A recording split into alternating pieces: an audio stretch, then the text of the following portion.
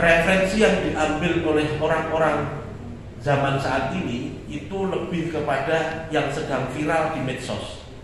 Yang terkadang yang viral di medsos menika boten jelas sanad keilmuannya. Maka generasi muda ini kemudian lebih mengikuti orang yang tidak jelas daripada jelas keilmuannya. Dan ini sudah diprediksi oleh Rasulullah dengan hadis yang menurut saya sangat menarik.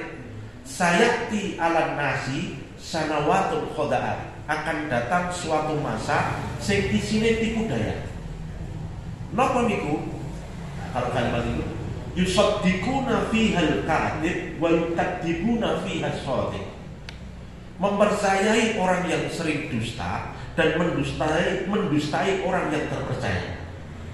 Maka saat ini kiai kampung niku ditinggal, luwih percaya dengan kiai-kiai yang jauh dari kultur masyarakatnya. Maka saat ini banyak orang itu kehilangan identitas lokalnya karena dia yang dilihat adalah identitas globalnya.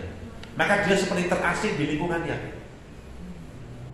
Kenapa bisa dikatakan begitu? Karena yang dicontoh itu bukan berdasarkan berada pada lingkungannya. Maka kalau saya teringat sebuah penelitian, Indonesia ini kuat karena tradisinya. Maka kalau ingin menghancurkan Indonesia, hancurkanlah tradisinya. Karena tradisi yang ada di Indonesia itu bagian daripada kekuatan bangsa untuk memperkuat sistem sosial yang ada di masyarakat. Maka proses inilah yang kemudian menyebabkan banyak tradisi-tradisi yang ada di Indonesia, khususnya di wilayah perkotaan, itu sudah berangsur-angsur hilang. Dan alhamdulillah Masjid Asy-Syukur menika termasuk masjid yang masih menjalankan tradisi di tengah perkotaan. Masjid sus munggah menika pun jarang, al-mutakin pun beda, munggah meneh pun beda-beda. Tapi ini luar biasa, tasih berjaga.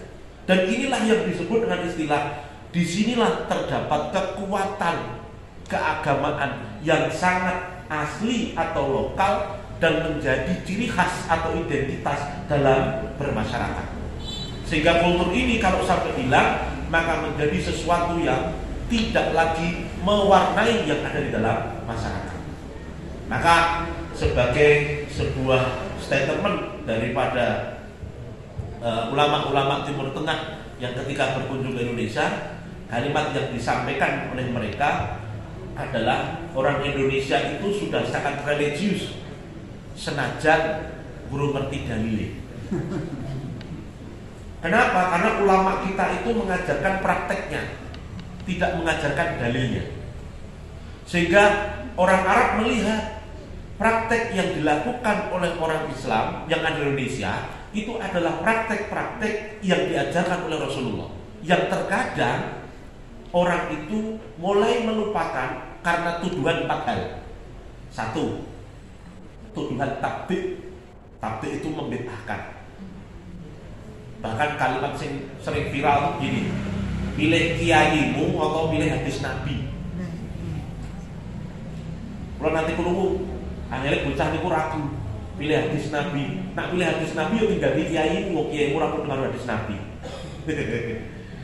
Padahal jawabannya sederhana, pilih kiai karena pilih kiai itu merupakan ajaran Nabi. Kenapa begitu? Lah itu al ulama warasatul anbiya.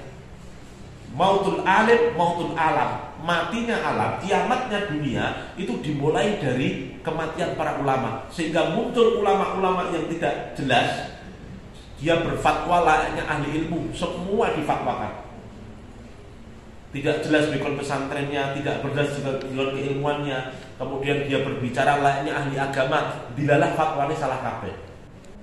Dulu pernah dengar sebuah fatwa yang mengatakan nyun sewu kotoran sapi letong itu tidak najis. Kenapa? Karena letong itu diambil dari kotoran hewan. Hewan itu makannya di daunan. Jadi saya ngerowot. Jadi nak ono menungso kok ngerowot itu tidak najis.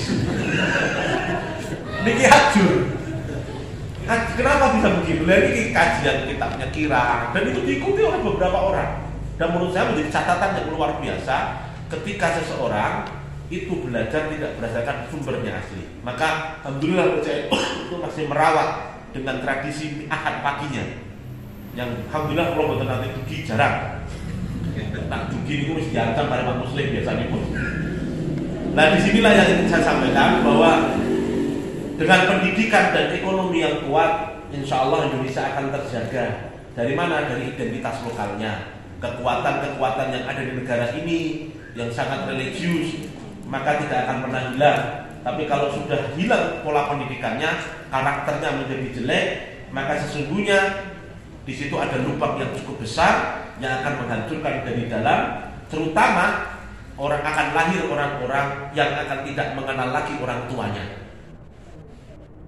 dan tidak akan mengenal lagi bagaimana dia berbakti kepada orang tuanya.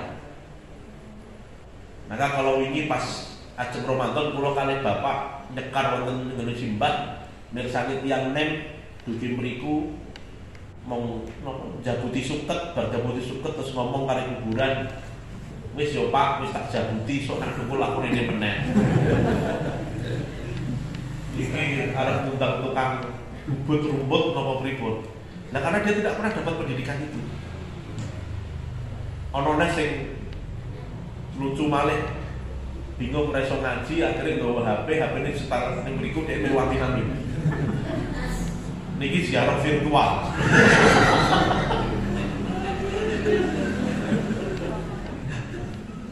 Kados kalau ben ontang-ontang yang menarik, kenapa sih haji kok harus berangkat ke Mekah? Kalau misalnya ada alat yang mempermudah kita tanpa harus berangkat ke Mekah, kan kita tidak perlu antri sampai 9 tahun. Misalnya haji cukup menggunakan layar HP atau layar yang ditempelkan di Ka'bah. Kita tawaf ning omahe dhewe kok tawaf ning Ka'bah. Itu pertanyaan permasalahan yang muncul akhir ini karena teknologi yang berkembang, yang harus dijawab. Bahkan yang dulu pernah ada yang butuh jawaban juga banyak. Salah satu contohnya, kalau di Indonesia mungkin Bank Asing masih sering jarang kita dengar. Tapi kalau di daerah barat sana sudah biasa mendengarkan Bank ASI. Sehingga proses itu kalau melihat banyak ibu-ibu itu mendonorkan ASInya yang berlebih dan bisa dibeli oleh siapapun. Tapi di sana tidak mengenal namanya anak sepersusuan. Sehingga siapapun boleh membeli itu tanpa diketahui identitas sing nyusoni sapa. Padahal dalam terminologi kita, anak sepersusuan itu ora entuk dirabi, ora entuk napa dinikah, tapi dia juga berhak mendapatkan warisan. Bahkan dibatasi wis 3 sedotan. Niki sing menarik. Maka kemarin kula berkontribusi menceraikan pasangan karena sudah diketahui dan gede anak siji, istrinya itu pernah disusui oleh ibunya sampai usia 2 tahun. Kenapa bisa begitu? Ya karena setelah disusui kemudian pisah jauh dan kemudian bertemu, dilalah ibunya kelingan karena si perempuan ini pernah yatim. Ini menarik, berkontribusi karena kajian yang mendalam dengan beberapa orang pada waktu kemarin kejadian di Aceh Kendal. Ini yang menurut saya adalah bagian yang tidak bisa terlepas, bahwa dalam hidup berbangsa dan bernegara di Indonesia ini senantiasa terkait dengan sisi-sisi religiusitas yang dibangun oleh ulama-ulama ahlu sunnah yang sampai saat ini kontribusinya masih nyata dalam membangun umat, khususnya warga negara Indonesia, untuk saling satu di dalam keberbedaan. Kalau seandainya itu tidak ada, kayaknya susah.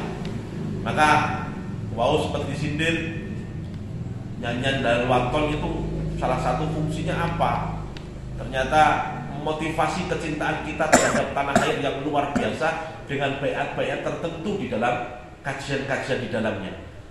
Maka disinilah yang menarik, sampai saat ini Jalal Waton menjadi iringan emas bagi siapapun ketika dia mengingat bahwa agama dengan negara ini tidak akan pernah terpisah, tetapi cara agama masuk di dalam negara ini adalah memasukkan nilai-nilainya, bukan mengambil alih. Kalau mengambil alih, tentu khilafah.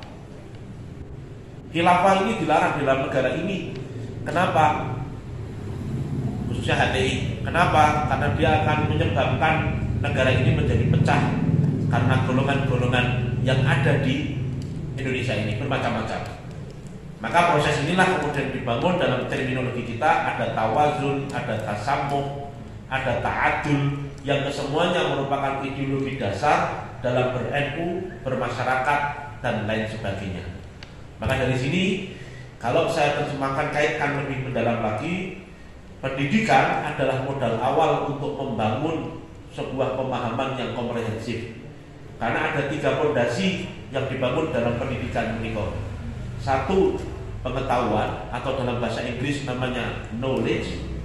Yang kedua disebut namanya value, atau nilai-nilai yang mengakar terhadap peserta didik sehingga dia tidak kehilangan identitas. Yang menarik lagi nomor 3 namanya transfer of culture, mentransferkan kultur kebudayaan daripada yang telah lalu kepada yang akan datang. Maka ketika dia sudah kuat, walaupun dia kuliah dimanapun juga, kembali ke Indonesia tidak akan pernah kehilangan identitasnya sebagai seorang Indonesia. Maka dulu pernah Rois PBNU Yai Said Akil Sirot dawuh, kalau kalian belajar ke Arab, ambil ilmunya, jangan dibawa Arabnya. Mau sampai sindir kalian Yai Jam'an, senajan Arab itu menyebutkan Arab Saudi dan lain sebagainya. Kalau kalian belajar ke Amerika dengan liberalitas, ketika balik ke Indonesia, ya ambil ilmunya, jangan ambil ideologi liberalnya. Maka di situ ada 2 ancaman. Gerakan yang disebut gerakan keras, kaku dan konservatif, dan yang kedua gerakan terlalu bebas sehingga segala sesuatu menjadi tidak jelas antara syariat dan tidak. Nah, ini beberapa hal pemikiran-pemikiran liberal itu sudah banyak dan menjadi ancaman. Maka tadi 4 hal tadi yang menjadi ancaman, bagaimana cara orang meragukan. Satu, ada namanya tabdik, membid'ahkan. Yang kedua ada namanya taskik. Taskik itu meragukan, diragukan dulu amaliyahnya supaya dia mulai terbuka dan mau meninggalkan. Nak wis gelem ragu, niki awal mula masuk dalam menghancurkan generasi-generasi untuk tidak berilmu. Yang ketiga namanya tasyrik, memusyrikkan. Ada loh sebagian daripada orang muslim tidak mau sholat di Masjid Al-Atiq, alasannya di depannya ada makam koyok dini nyembah kuburan. Berarti kesimpulan saya, orang ini belum pernah haji, karena di haji sana, terutama di Madinah, itu makamnya tidak di depan masjid tapi di dalam masjid. Dia beralasan itu kan makamnya Rasulullah. Salah. Tidak hanya Rasulullah yang ada di sana, ada makamnya Umar, ada makamnya Aisyah, ada makamnya Abu Bakar As-Siddiq, yang kesemuanya ini diabadikan dalam sebuah hadis, ma baina mimbari wa makbarati raudhatul jannah. Antara mimbar tempat aku berkhutbah dengan makam tempat aku dimakamkan disebut dengan istilah raudhatul jannah, salah satu tempat mustajab di muka bumi ini. Walaupun ada tempat lain namanya multazam. Multazam itu antara Hajar Aswad dengan pintu Ka'bah. Inilah bagian-bagian yang menarik. Dulu ada putra-putra pengen mengeluarkan makam Nabi. Ini menjadi pertanyaan. Hadisnya jadi dhaif, karena hadisnya kan sahih beralih menjadi dhaif. Nah ini tasyrik, bahaya tasyrik, musyrik, kaum musyrik. Nah yang paling parah lagi namanya takfir, mengkafirkan saudara muslimnya karena dianggap tidak sepaham dengan ideologi yang diajarkannya. Maka dari sinilah untuk membentengi 4 serangan ini dibutuhkan pendidikan yang berkualitas. Salah satu diantaranya ma'arif menjadi kunci utama dalam membangun pengetahuan bagi peserta didiknya. Terakhir, selain itu, ekonomi yang dibangun melalui pendekatan kajian keislaman yang ada melalui zakat, infak, sedekah merupakan bagian yang terpenting juga untuk senantiasa tumbuh dan berkembang. Kemarin kami diskusi dengan Ketua Majelis PBNU Jawa Tengah. Apa yang disampaikan? Salah satu yang disampaikan, banyak dari Minhum itu sudah mengarahkan zakatnya itu untuk membuat holding perusahaan-perusahaan, yang perusahaan ini akan mengembangkan hasil-hasil yang hasil ini bisa dimanfaatkan oleh, contoh, pemberian dai, pemberian imam, pemberian khotib, bisyarah sudah mulai mereka bangun. Sehingga sampai kapanpun dai-nya tidak akan pernah lepas dari motivator untuk kembali kepada mereka. Diselidiki lagi, siapa yang ikut menyumbangkan zakatnya, infaknya, sedekah, ketemu kebanyakan warga Nahdien. Maka Pak Zaid mengatakan lu cetol dan sebagainya kiranya. Maka disinilah menjadi kesimpulan daripada pengajian wonten sonten menika karena sampun dalu. Mari kita khidmah di Nahdlatul Ulama dengan ikhlas, dengan niatan taqarrub ilallah, mengikuti para masyayikh, dan yang paling menarik lagi semoga kita semua digolongkan santri-santri pun Bahasim Asy'ari. Allahumma amin. Semanten saking kawula kira-kira mungkin pangapunten yang kathah. Wallahu muwaffiq ila aqwamit thoriq. Assalamualaikum warahmatullahi wabarakatuh.